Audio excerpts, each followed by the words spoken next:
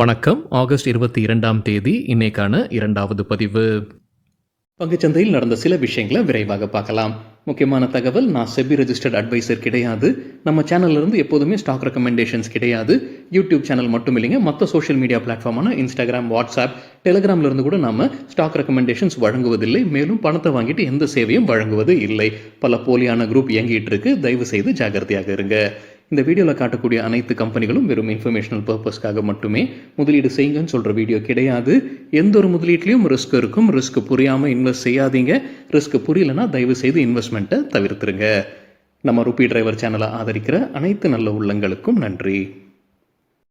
நம்ம market open ஆகிறதுக்கு முன்னாடி உலக மார்க்கெட்ஸ் எப்படி இருந்ததுன்னு பார்க்கும்போது யூஎஸ் மார்க்கெட்ஸ் நேற்று க்ரீனில் தான் க்ளோஸ் ஆகியிருக்கு. பெரும்பாலான யூரோப்பியன் மார்க்கெட்ஸும் க்ரீனில் தான் க்ளோஸ் ஆகியிருந்தது. இன்றைக்கி நம்ம மார்க்கெட் ஓப்பன் ஆகிறதுக்கு முன்னாடி ஏஷியன் மார்க்கெட்ஸ் எப்படி இருக்குன்னு பார்க்கும்போது மிக்ஸ்டாக இருந்தது. குறிப்பாக கிஃப்ட் நிஃப்டி 0.2% அதிகமாக ட்ரேட் ஆகிட்டு இருந்தது. நம்ம மார்க்கெட் ஓப்பன் ஆகிறதுக்கு முன்னாடி எடுத்த ஸ்க்ரீன்ஷாட் இது. இந்த வீடியோ சேர தருணத்தில் நிஃப்டி 0.2% க்ரீனில் ட்ரேட் ஆகிட்டு இருக்கு.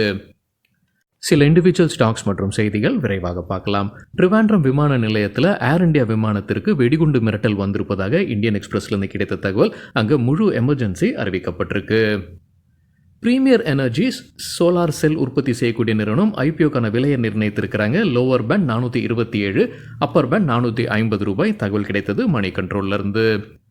ஜாய் ஆலுகாஸ் அவங்களுடைய லிஸ்டிங்கை ஒத்தி வைப்பதாக சிஎன்பிசி டிவி 8 கிடைத்த தகவல். அவங்கள ஐபிஓவை ஒத்தி வைக்கிறாங்கன்றதான் சொல்லியிருக்கிறாங்க.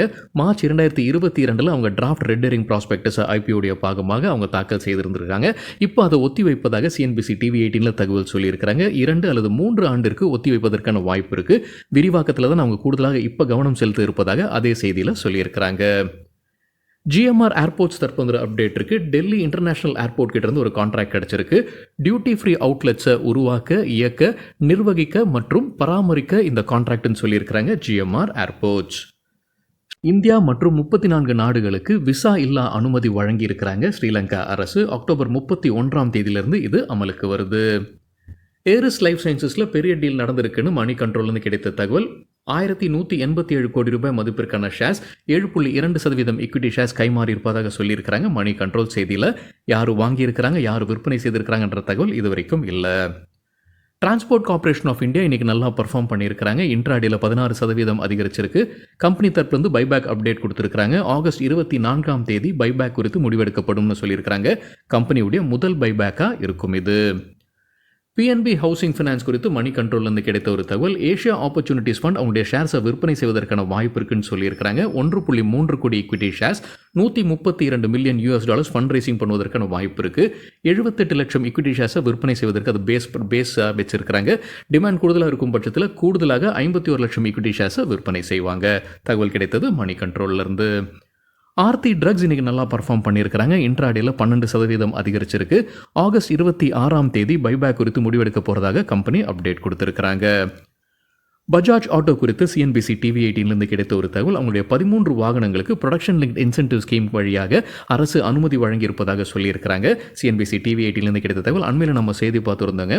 ஓலா அவங்களுடைய 4 வாகனங்களுக்கு அரசு இந்த பிஎல்ஐ ஸ்கீம் வழியாக அனுமதி கொடுத்துருந்தாங்க அப்படின்றது. புதிதாக 2 வாகனங்களை ஓலாது, ஒட்டுமொத்தமாக 4. இப்போ பஜாஜ் ஆட்டோடைய 13 வாகனங்களுக்கு ப்ரொடக்ஷன் லிங்க் இன்சென்டிவ் ஸ்கீமில் அனுமதி வழங்கியிருக்கிறாங்க அரசுன்னு சிஎன்பிசி டிவி 8 அப்டேட் கொடுத்துருக்குறாங்க. ஆல்கம் லேபரேட்டரிஸ் குறித்து சிஎன்பிசி டிவி 8 கிடைத்த ஒரு தகவல். ஒரு ப்ரொமோட்டர் அவருடைய ஷேர்ஸை விற்பனை செய்வதற்கான வாய்ப்பு இருக்குன்னு சொல்லியிருக்காங்க. பிளாக் டீல் வழியாக ஃப்ளோர் பிரைஸ் நிர்ணயித்திருப்பது ஒரு ஷேருக்கு 5616 ரூபாய். தகவல் நம்ம கிடைத்தது CNBC TV 8 IREDA Indian renewable energy development agency தரப்பு அப்டேட் இருக்குது. அவங்க ஃபண்ட் ரைசிங் குறித்து ஆகஸ்ட் 29ஆம் தேதி முடிவெடுக்க இருக்கிறாங்க. 4500 கோடி ரூபாய் வரைக்கும். எப்படி ஃபண்ட் ரைசிங் நடத்த போகிறாங்கன்றது இன்னும் தெளிவுபடுத்தலைங்க. அது எஃபிஓ, ஃபாலோ ஆன் பப்ளிக் ஆஃபராக இருக்கலாம், குவாலிஃபைட் இன்ஸ்டிடியூஷனல் பிளேஸ்மெண்ட் வழியாக இருக்கலாம், ப்ரிஃபரன்ஷியல் இஷ்யூ வழியாக இருக்கலாம், அல்லது ரைட்ஸ் இஷ்யூ வழியாக இருக்கலாம்ன்ற அப்டேட் கொடுத்துருக்காங்க. ட்ரெண்ட் டாடா நிறுவனம் குறித்து மணி கண்ட்ரோல்லேருந்து கிடைத்த ஒரு தகவல். கம்பெனியுடைய சேர்மன் நோயல் டாடா ட்ரெண்டுடைய மதிப்பு 10 மடங்கு அதிகரிப்பதற்கான வாய்ப்புகள் இருக்குன்னு சொல்லியிருக்கிறாரு. டெலிவரி கம்பெனி குறித்து மணி கண்ட்ரோல்லேருந்து கிடைத்த ஒரு தகவல். ஃபாரின் இன்வெஸ்டர் நெக்ஸஸ் வெஞ்சர் ஷேர்ஸை விற்பனை செய்திருக்கிறாரு. 1.06% ஸ்டேக்கை விற்பனை செய்திருக்கிறாங்க. ஒரு ஷேருடைய சராசரியாக 440 ரூபாய். எம்ஃபசிஸ் கம்பெனிக்கு நோவாமா ரேட்டிங்கை அப்கிரேட் பண்ணியிருக்கிறாங்க. அப்கிரேடுக்கு பிறகு பை ரேட்டிங் கொடுத்துருக்காங்க. முக்கிய காரணம் அவங்க சொல்லியிருப்பது யூஎஸ் ஃபெடரல் ரிசர்வ் இன்ட்ரெஸ்ட் ரேட்டை குறைப்பாங்கன்ற எதிர்பார்ப்பு இப்போ அதிகமாக இருக்குது. டார்கெட் கொடுத்திருப்பது 3500 ரூபாய். நேற்று க்ளோசிங்லேருந்து ஒப்பிட்டு பார்க்கும்போது 16% அதிகரிப்பதற்கான வாய்ப்பு இருக்குது. எஸ் பேங்குக்கு கிரைசில் லாங் டேர்ம்கான ரேட்டிங்கை அப்கிரேட் பண்ணியிருக்கிறாங்க. புது ரேட்டிங் A+.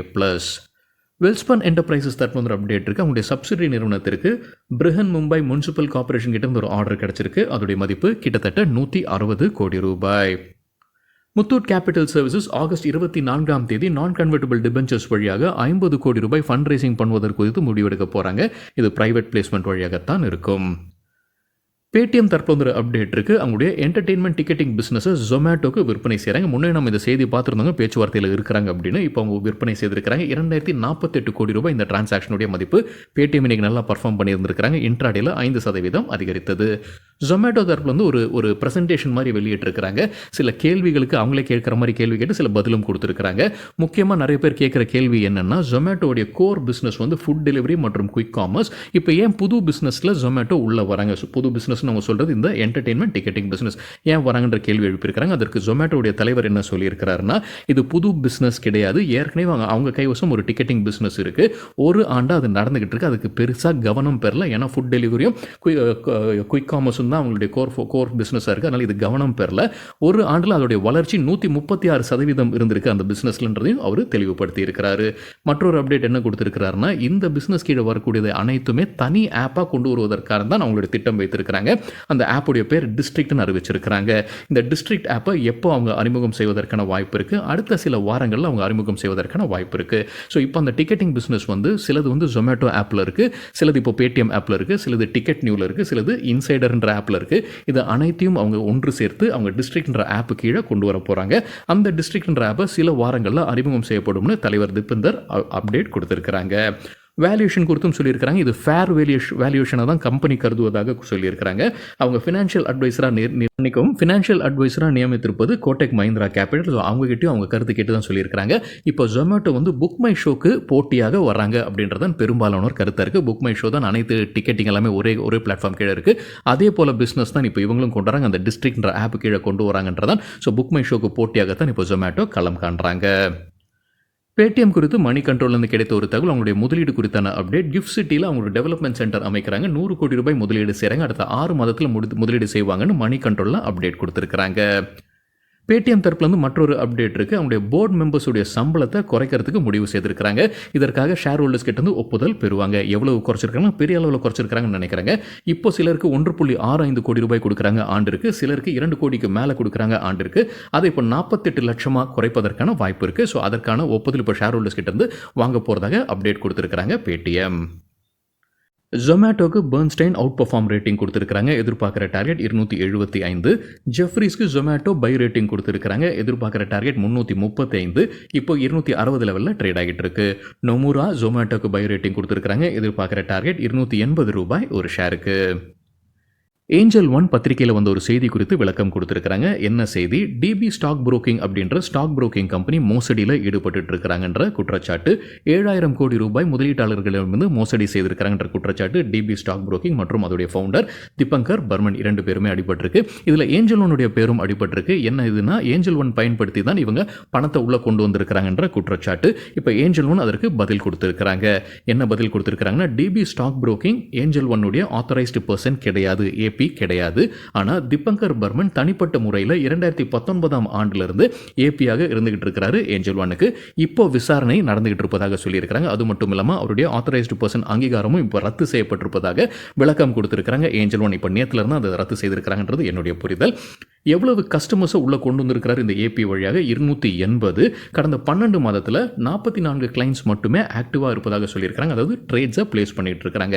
எவ்வளவு பணத்தை உள்ளே கொண்டு வந்திருக்கிறாங்க இந்த ஏபி வழியாகனா 82,77,000 ரூபாய் இதை கடந்த 12 மாதத்தில் அப்படின்ற அப்டேட் கொடுத்துருக்காங்க ஏஞ்சல் ஒன். இது பெரிய தொகை கிடையாது. ஏஞ்சல் ஒன் இதை விட பெரிய பணம் ஹேண்டில் பண்ணிட்டு இருக்காங்க. ஸோ இது சின்ன பர்சன்டேஜ் தான். இந்த 82,77,000 ரூபாய்ன்ற விளக்கம் கொடுத்துருக்காங்க.